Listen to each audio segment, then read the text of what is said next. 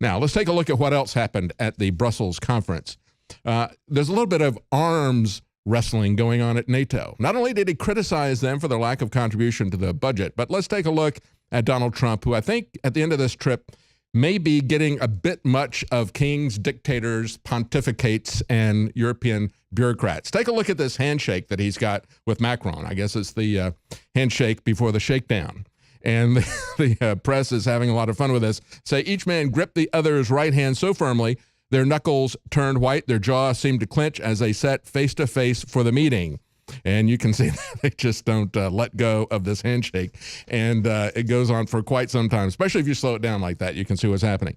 They say Merkel, on a recent visit to the Oval Office, you might remember this, tried and failed to get Trump to shake her hand.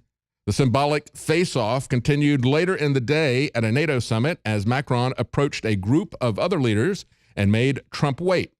First exchanging greetings with Merkel, then with the head of the Western military bloc of NATO, and then with others. So basically he made Trump sit over to the side and wait to show that he really didn't care much for Trump. That's possibly part of what was behind that handshake. When Trump finally seized his hand, he pulled it so hard the French president had to use his other arm to set himself free.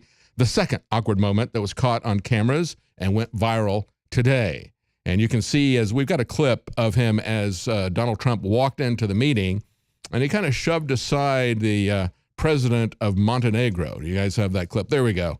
He's shoving aside the president of Montenegro and getting up there because Montenegro is a small country that was just added. Remember, Rand Paul spoke against adding them, and he was accused of being a Putin puppet by John McCain because he wanted to get Montenegro into NATO. Montenegro has a population that is about the size, or maybe about half the size, of the city of Austin. It's a tiny nation, but of course, you cannot have enough tripwires around the world to please John McCain. He would love for us to have mutual defense agreements with all these different countries so that if anything happens, we can get pulled into a war very quickly. Meanwhile, Trump shames NATO leaders on their defense spending. He hectored NATO leaders, as Bloomberg puts it, to pay their fair share on defense to help counter the terrorist threat, publicly shaming them, risking souring a ceremony that was intended to mark the alliance's unity. Well, what was that? Well, as Trump pointed out, there's 23 of these nations are still not paying what they agreed to pay.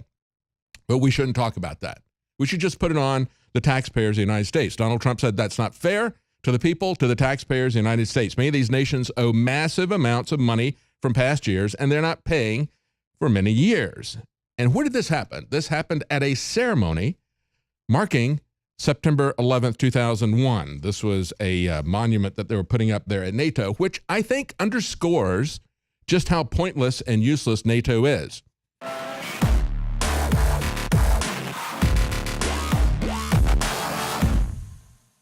During this Memorial Day, I want to thank the veterans that have fought, but of course, most importantly, those that have died, because that's what this holiday and remembrance is all about. Take advantage of these unprecedented specials and help support the tip of the spear in the fight against the globalists while supplies last. These are the biggest sales ever on these items. You add auto ship, several of these are lost leaders. So for myself and the entire InfoWars crew, I salute you and thank you for all your prayers on this Memorial Day. Just understand that without you, there'd be nothing, because you are the InfoWar.